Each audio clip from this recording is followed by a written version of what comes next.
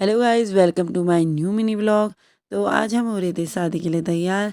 तो तैयार होके हम लोग जाने लग गए थे शादी में। शादी वाले घर पहुंचते ही फिर हम लोग सीधा चले गए थे दुल्हन वाले रूम में। वहाँ पे हो रही थी दुल्हन की दीदी तैयार और दुल्हन तैयार होके बैठी थी। फिर उसके बाद आ गए थे वहाँ बारात वाले दुल्हन को देखने के लिए। फिर हम लोग आ गए थे बाहर को और बारात आ गई थी, तो इसलिए वहाँ पे दूल्हे के धो रहे थे पैर।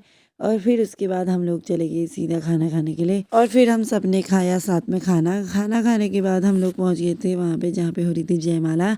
उसी टाइम पे हो गई थी दुल्हन की एंट्री भी। उसके बाद हो गई थी जयमाला। जयमाला होने के बाद थोड़ी देर फोटोशूट चल रहा था। फिर दोनों ने किया थोड़ा थोड़ा सा डांस। फिर उसके बाद हम लोग फोटोशूट करने चले गए थे अपना। और ये लोग देखो डांस कर रहे थे वहाँ। और फिर उसके बाद दुल्हन आ गई थी बाहर जहाँ पे हो रही थी शादी।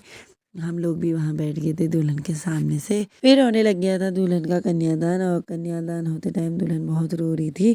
फिर उसके बाद पहनाए दूल्हे ने मंगलसूत्र। मंगलसूत्र पहनाने के बाद दोनों लोग उठ गए थे फेरों के लिए। फेरे होने के बाद हुई सबसे फेवरेट रस्म, जो कि दूल्हे को दुल्हन को अपनी साइड बिठाना पड़ता है उठा के। और दूल्हे ने वो कर दिखाया। दूल्हे ने दुल्हन को उठा के अपनी साइड बिठा दिया था।